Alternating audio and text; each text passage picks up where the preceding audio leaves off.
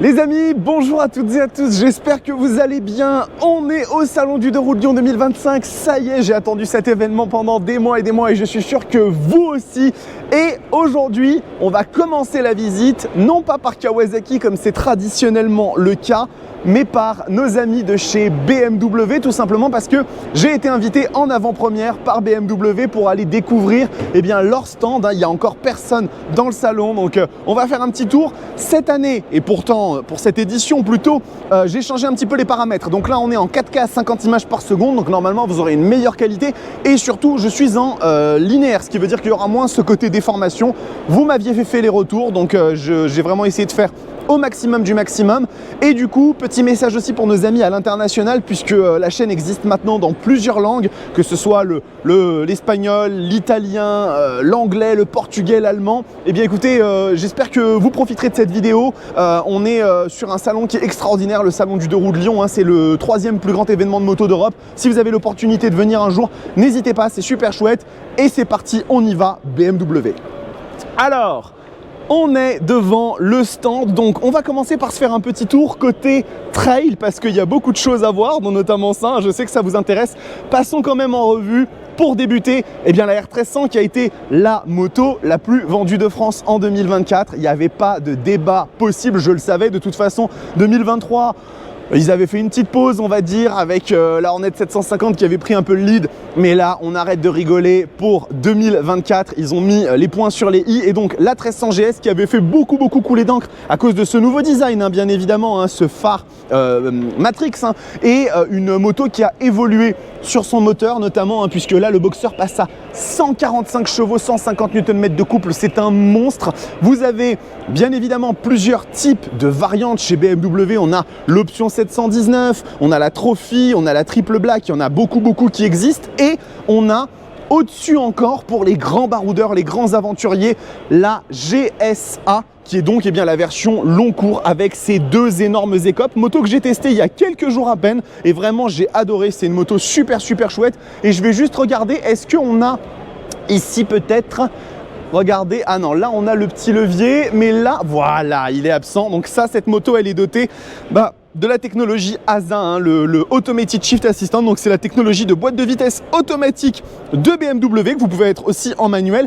BM a fait le choix de garder le shifter. Donc on a la possibilité de passer les rapports directement au pied, ça pose aucun problème. Il y en a d'autres qui choisissent plutôt de rester à la main. C'est un système qui est vraiment ultra bluffant. Je vais vous en parler dans 2 vidéos dédiées. L'essai de la moto bien évidemment, mais aussi une vidéo spécifique sur l'ASA pour que vous ayez le détail de comment ça fonctionne, de comment ça marche. C'est vraiment ultra impressionnant. Et du coup, celle-ci, elle se distingue par cet énorme réservoir de 30 litres. Et surtout, ce qui est méga chouette avec cette moto, c'est qu'en fait, ils ont vraiment accentué l'utilitaire à tel point que la moto en devient jolie pour ceux et celles qui apprécient ça. Moi, je la trouve belle parce qu'en fait, il n'y a aucun truc superflu. La moto est vraiment pensée pour être ultra transportable. D'ailleurs, je vais vous donner une petite anecdote. Je vais vous le montrer ici sur cette version Triple Black parce que c'était celle-là que j'avais. Vous voyez ça et ça, ça, c'est pour élitroyer la moto, la transporter sur un hélicoptère et la déposer dans le désert, etc. Enfin, c'est hallucinant. On a toutes les accroches, toutes les attaches qui sont là pour pouvoir bien évidemment mettre des valises. Celle-là, elle est équipée. Elle est équipée pour partir à l'aventure. Vous avez les valises latérales, le top case, bref.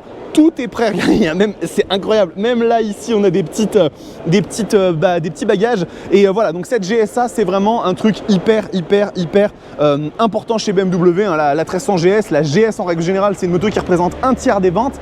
Et maintenant, on va aller voir le petit concept, bien évidemment, que vous avez été tant à me demander. La F450 qui est présente juste ici. Et donc ça, c'est peut-être le futur de BMW en ce qui concerne les baroudeuses de cylindrée un peu plus réduite. C'est vrai qu'effectivement, une 1300 GS pour aller taquiner les canyons et tout, peut-être pas le truc le plus adapté. Et là, vraiment, celle-ci, elle avait fait sensation. Si on détaille un peu la moto, parce que j'ai pas forcément la fiche technique de la machine, mais déjà elle est très jolie, vraiment elle est très jolie dans ce coloris, je la trouve super belle. Et on voit qu'on a quand même des équipements qui ont l'air assez poussés. Donc je remarque un seul étrier de frein. À mon avis, la machine ne doit pas peser bien lourd, donc ça doit pas être un problème. On a une belle fourche inversée qui m'a l'air vraiment de très très bonne qualité. J'essaye de voir en même temps que vous si j'ai la marque. Bon, je sais pas si c'est une Kayaba ou une Sachs. En tout cas, elle est très sympa.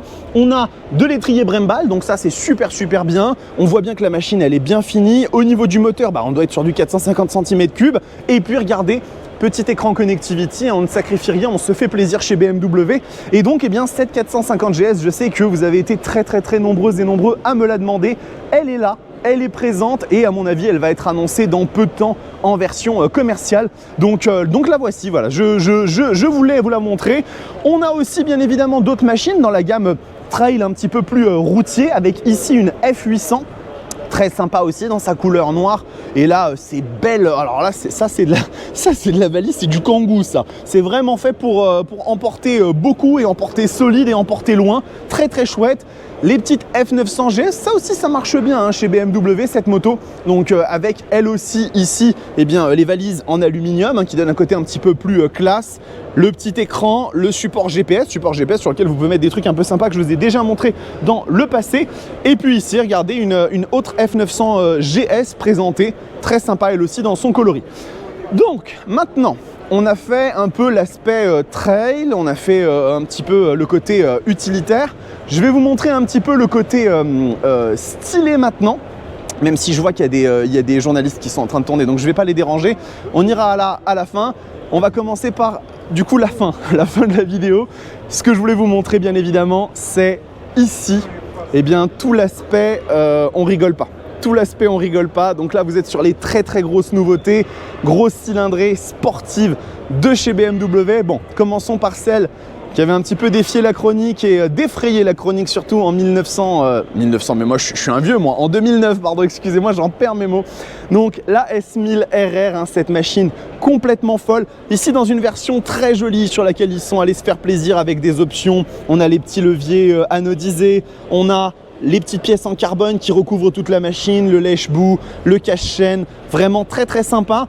On a là-dedans, bon, je vous apprends rien, un 4 cylindres en ligne, Shift Cam qui délivre 212 chevaux, je crois, sur la nouvelle version, une partie cycle de folie.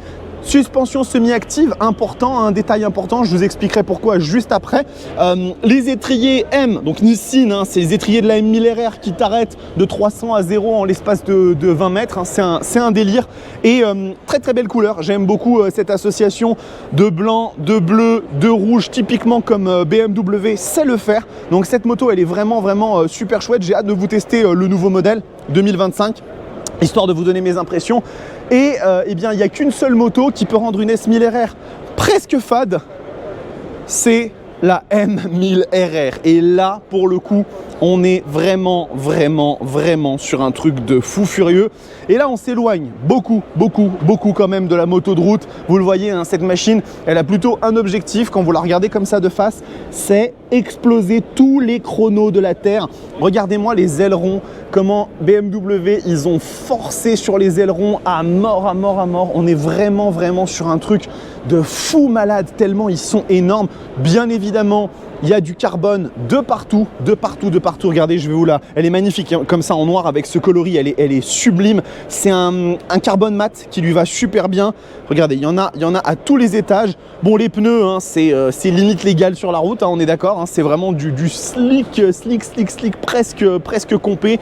Et bien évidemment aussi toute la techno. Alors, petite chose, j'avais dit à l'ECMA, je me suis planté. C'est pas que je me suis planté, c'est que je me suis enthousiasmé un peu vite.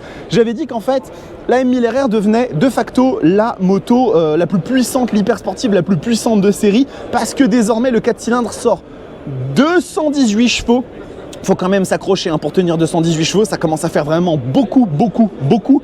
Mais elle a été doublée par l'Aprilia RSV4, ça n'en demeure pas moins une des hypersports les plus puissantes de la planète. Regardez ici avec les petits refroidisseurs ici sur les freins. C'est une pièce d'orfèvrerie. Et pourquoi est-ce que je disais tout à l'heure sur la S1000 RR que les semi-actifs c'était un détail important? Parce que là il n'y en a pas. Tout simplement pourquoi? Pour gagner du poids sur la moto, bien évidemment. L'idée de la M1000 RR, c'est d'être la moto la plus légère, la plus puissante, la plus agressive, la plus agile. Et donc BMW n'a fait absolument aucune concession sur cette moto. Donc c'est très très cool. Je vois qu'ils ont un petit peu libéré la place. Donc avant de vous montrer le petit coup de cœur, on va regarder la petite partie style et on terminera en beauté. Avec ici, regardez cette R18, cette moto elle est folle, elle m'impressionne à chaque fois. Donc, attention, petite annonce, voilà, il ouvre ses portes au grand public, bah oui parce qu'on est arrivé en avance. Donc cette R18 avec ce moteur gigantesque 1800 cc, la plus grosse version du Boxer qui n'ait jamais existé, en dehors du concept R20 qui a été présenté au concours d'élégance, mais ça c'est une autre histoire, on va pas mélanger tout.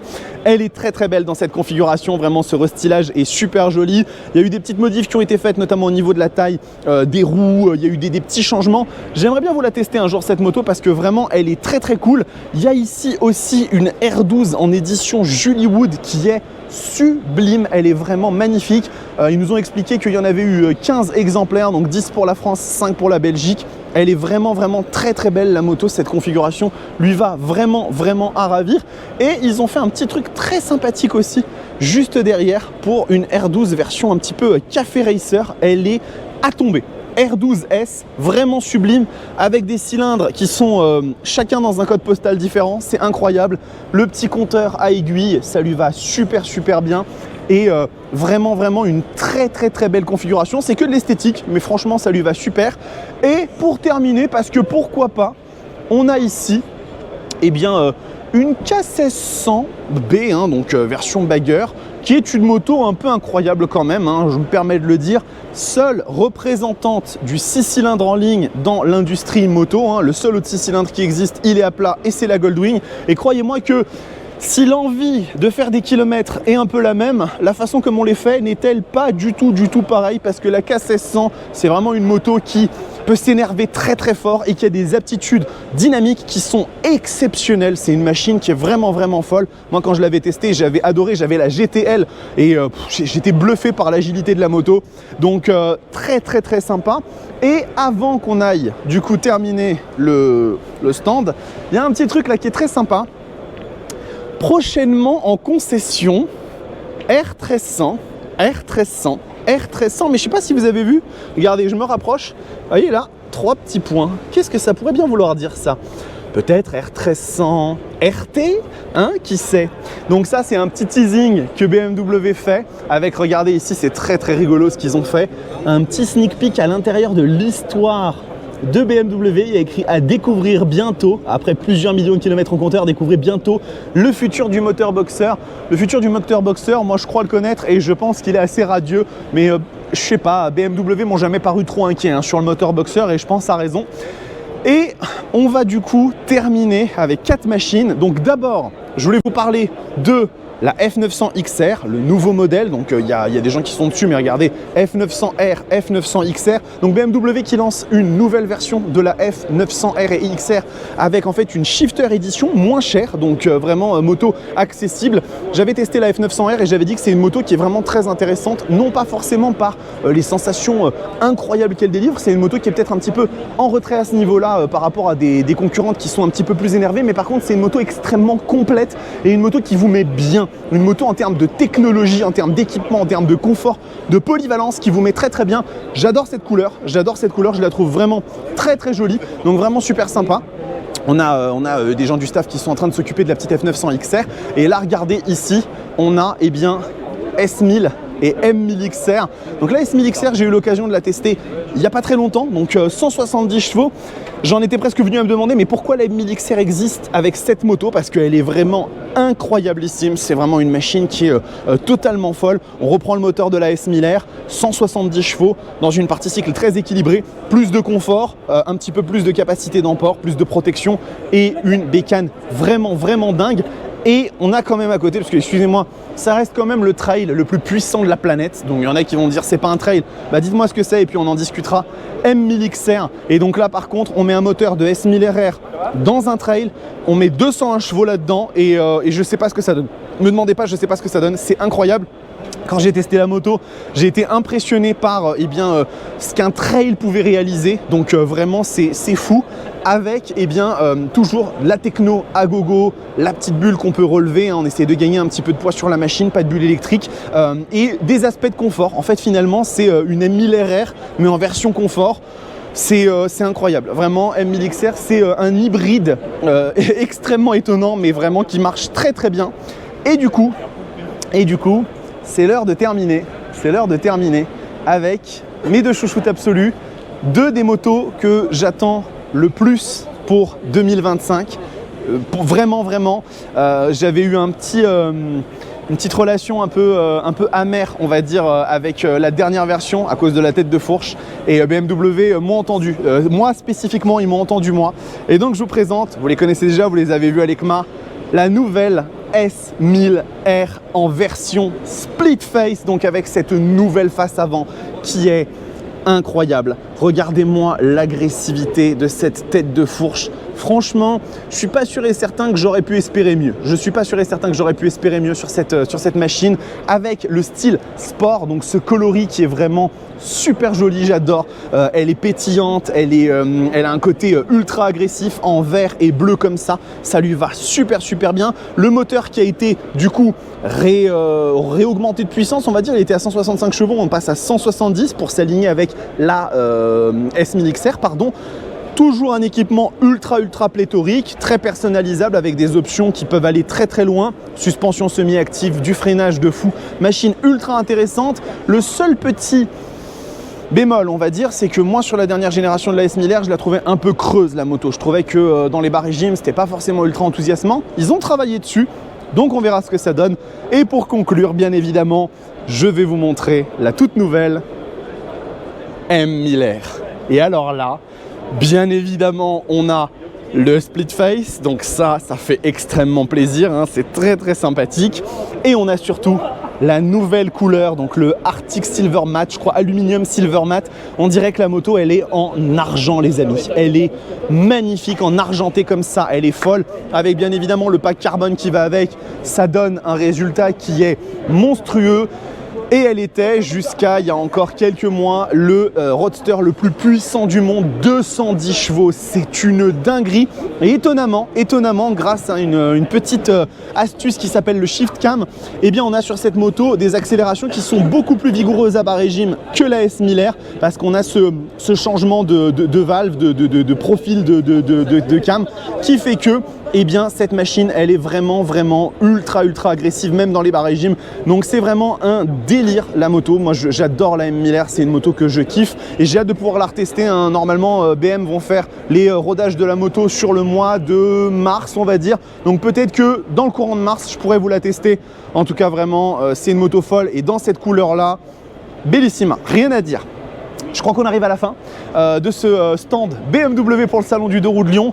Première vidéo des... Je vous ai dit, hein, il y en a entre 25 et 30 que je dois tourner sur 2 jours, donc je vais m'activer. En tout cas les amis, un énorme merci pour votre soutien, pour votre accompagnement jusque-là.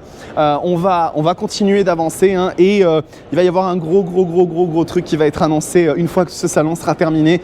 Cette première vidéo, voilà, inaugure, lance le truc, et la dernière le clôturera d'une façon magistrale, vous verrez. Merci beaucoup pour votre soutien, continuez comme ça, abonnez-vous à la chaîne, c'est super important, je ne vous l'ai pas dit pendant la vidéo, mais abonnez-vous, mettez un like, un commentaire, ça aide au référencement. Prenez soin de vous, kiffez vos bécanes, venez au salon du 2 roues de Lyon. Ciao!